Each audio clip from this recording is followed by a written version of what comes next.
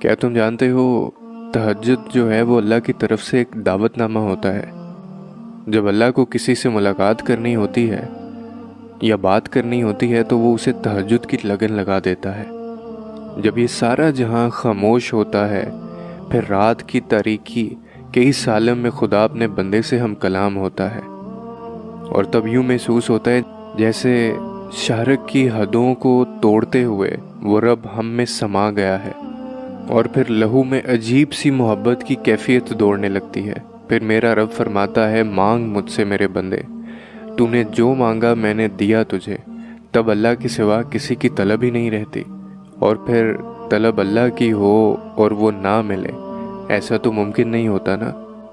اور پھر جسے وہ تہجد تک لے آئے وہ اس کا لاڈلا ہو جاتا ہے، اور جو لاڈلا مانگ لیتا ہے وہ عطا کرنے کے لیے ہر شے کو وسیلہ بنا دیا جاتا ہے۔ لیکن اکثر ایسا بھی ہوگا کہ تمہاری دعائیں قبول نہیں ہوں گی اور تمہیں لگے گا کہ راستے بند کر دیے گئے ہیں۔ جب ایسا لگے تو ہمیشہ یاد رکھنا، اللہ تم پر تمہاری رضا کے راستے تب بند کرتا ہے جب وہ چاہتا ہے کہ تم اس کے راستے پر دوڑے چلے آؤ۔ وہ تمہاری دعائیں اس لیے اپنے پاس سنبھال لیتا ہے تاکہ تم ان کی التجا لے کر بار بار اس کے روبرو جاؤ۔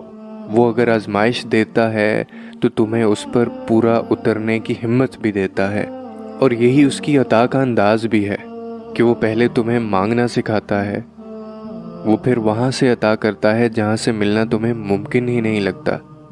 وہ تمہیں تم سے گزار کر ہی خود تک لاتا ہے۔ وہ تمہیں پہلے تمہاری پہچان کرواتا ہے، پھر اپنا پتہ دیتا ہے۔ تم اپنی مرضی سے اس کی جانب نہیں جاتے، بلکہ جب اسے تم پر بے حد پیار آتا ہے تب وہ ایسے حالات پیدا کر دیتا ہے کہ تم اس کی جانب کھینچے چلے جاؤ، کیونکہ وہ تو محبتوں کا بادشاہ ہے۔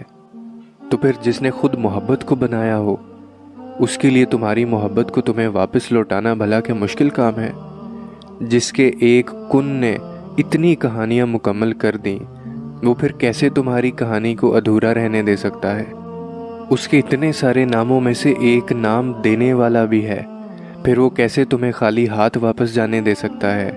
جو بے زبان چونٹی کی خاموشی بھی نظر انداز نہیں کرتا، وہ تمہاری ہچکیاں لیتی ہوئی آواز کو کیسے انسنا کر سکتا ہے؟ بس وہی تو سنتا ہے اور وہی تو سنے گا۔